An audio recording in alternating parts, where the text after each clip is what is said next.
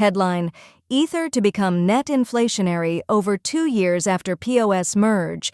Published at 3:39 p.m. UTC on February 4, 2025, 2 years and 143 days since Ethereum's switch to proof-of-stake, PoS dubbed the Merge, Ether, ETH, is once again set to become net inflationary.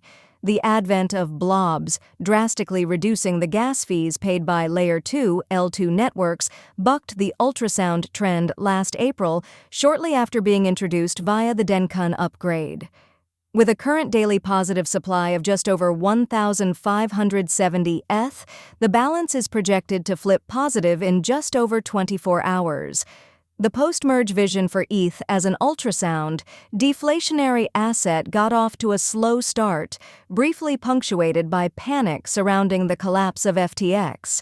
With the merge coming in the depths of a bear market, low network activity saw insufficient ETH burned as the network's base gas fee compared to newly minted tokens.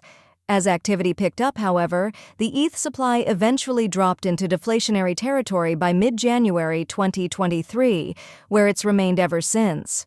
An overall downtrend saw post-merge supply hit a record low of over 450,000 ETH, worth almost $1.6 billion at the time, or around $1.2 billion today, according to data from CoinMarketCap. The turnaround in early April last year came off the back of changes to the way L2 networks settle their transactions on Ethereum mainnet. The change came as part of the Dencun upgrade in EIP 4844, which introduced the concept of blobs.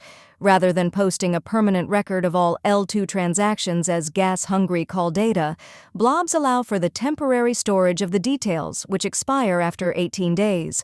This makes fees on L2s far cheaper than on mainnet, and is one of the scaling-focused features dubbed the surge.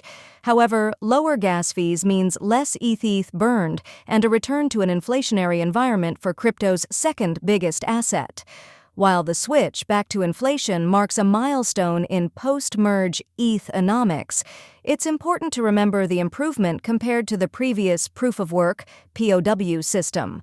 In addition to the drop of over 99.9% in energy consumption gained by switching to PoS, simulation of the continuity of POW shows an average inflation of 3.3% per year, which would have led to an additional 9.5 million of ETH supply since the merge, over $25 billion at the time of writing. Subheading ETH to keep on surging. Further scaling improvements continue to come for Ethereum, with an increased gas limit being adopted by the majority of validators today. The increase allows for more transactions or more complex transactions to fit into each block and marks the first such change since 2021, before the merge and when Ethereum still ran on a proof-of-work model. However, with ETH suffering from chronic underperformance compared to Bitcoin, a debate has opened up about whether to focus on technical improvements or creating a more dynamic environment for value-generating activities such as decentralized finance, DeFi.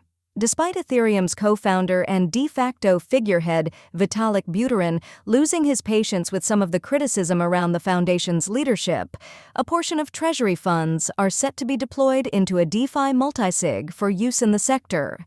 This recording is AI-generated. Get more crypto news at protos.com.